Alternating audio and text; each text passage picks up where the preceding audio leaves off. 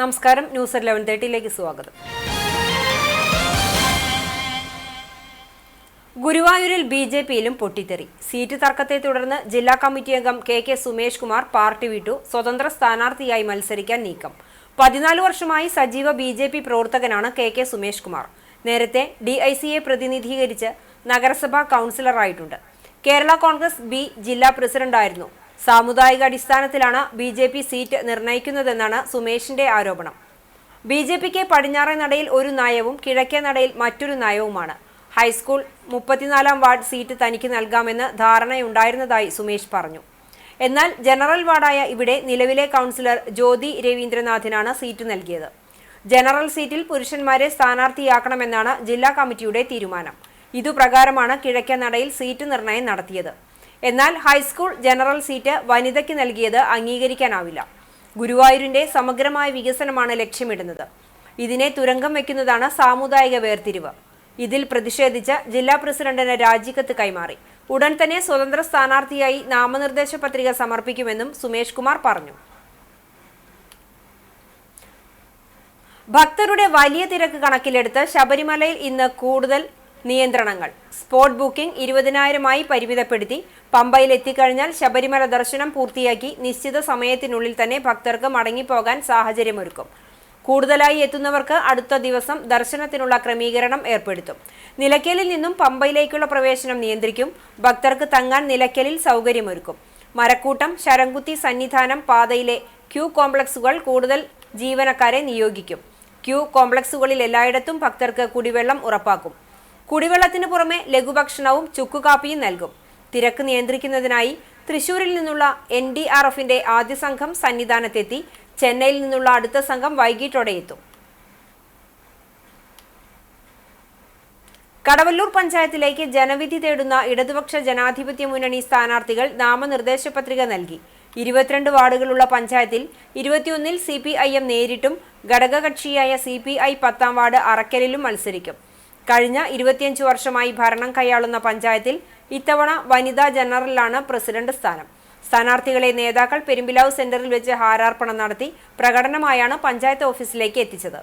തുടർന്ന് panchayat assistant returning ഓഫീസറായ panchayat secretary KR രേഖയ്ക്ക് സ്ഥാനാർത്ഥികൾ പത്രിക നൽകി പ്രതിജ്ഞയെടുത്തു. CPIM ജില്ലാ സെക്രട്ടേറിയറ്റ് അംഗം M Balaji, Kunnamkulam area secretary K Kochaniyan, Kadavallur local സെക്രട്ടറിമാരായ അജിത് കുമാർ, KE സുധീർ, മറ്റു നേതാക്കളും സ്ഥാനാർത്ഥികൾക്കൊപ്പം ഉണ്ടായിരുന്നു.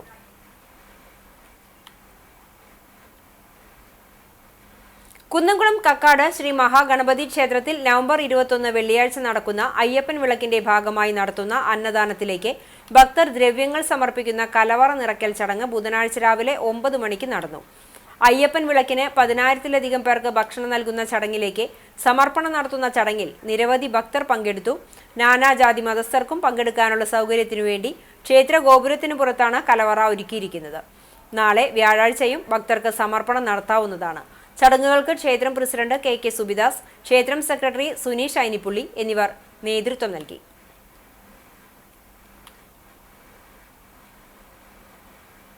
നവംബർ 19 ലോക ശുചിമുറി ദിനത്തിൽ ചാലിശ്ശേരി മെയിൻ റോഡിലെ ശുചിമുറി സൗകര്യക്കുറവ് വീണ്ടും ചർച്ചയാകുന്നു. പ്രദേശത്തിന്റെ ഹൃദയഭാഗമായ മെയിൻ റോഡ് സെന്ററിൽ ഇന്നുവരെ ഒരു പൊതു ശൗചാലയവും ഇല്ലാത്തത് യാത്രക്കാരെയും തൊഴിലാളികളെയും ദുരിതത്തിലാഴ്ത്തുകയാണ്.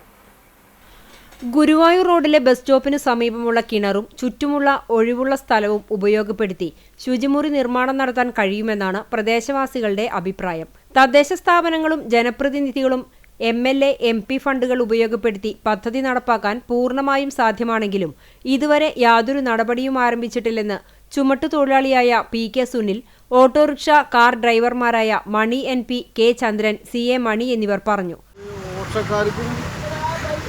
ഒരുപാട് വർഷക്കാരും യാത്രക്കാരും ചുമട്ടുതൊഴിലാളികൾ ഒരുപാട് ആളുകൾ വന്നിറങ്ങി കയറി പോകുന്ന ഒരു സ്ഥലമാണ്. അവിടെ ഒരു പൊതു ശൗചാലയം എന്നാണ് നമുക്ക് ഈ പ്രദേശവാസികൾക്കും യാത്രക്കാർക്കും ആവശ്യം.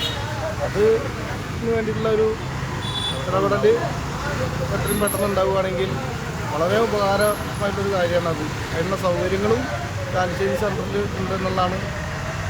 ഒരു ബാത്റൂമിൻ്റെ ആവശ്യം നിർബന്ധമാണ്.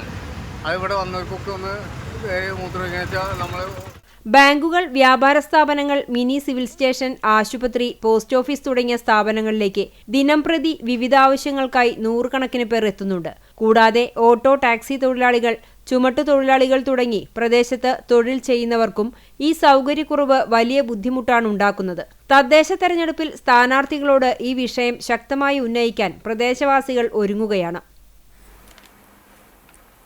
ചരമം പഴഞ്ഞി വെസ്റ്റുമങ്ങാട് പൊന്നം പാടത്തുപറമ്പിൽ താമി നിര്യാതനായി 93 വയസ്സായിരുന്നു. സംസ്കാരം നടത്തി. അമ്മിണി ഭാര്യയും രാജൻ, വിജയൻ, മോഹനൻ, ചന്ദ്രിക എന്നിവർ മക്കളുമാണ്. മണത്തല സ്കൂളിന് മുൻവശത്ത് താമസിക്കുന്ന പരേതനായ കുരിക്കളകത്ത് പേനത്ത് കുഞ്ഞുമുഹമ്മദ് ഭാര്യ സുലേഖ നിര്യാതയായി 75 വയസ്സായിരുന്നു. ഖബറടക്കം മണത്തല പള്ളി ഖബർസ്ഥാനിൽ നടത്തി. പരേതനായ റഹീം, നാസർ, സുബൈർ, ഷഹീർ എന്നിവർ മക്കളാണ്. ഇതോടെ ന്യൂസ് 11:30 സമാപിക്കുന്നു. നമസ്കാരം.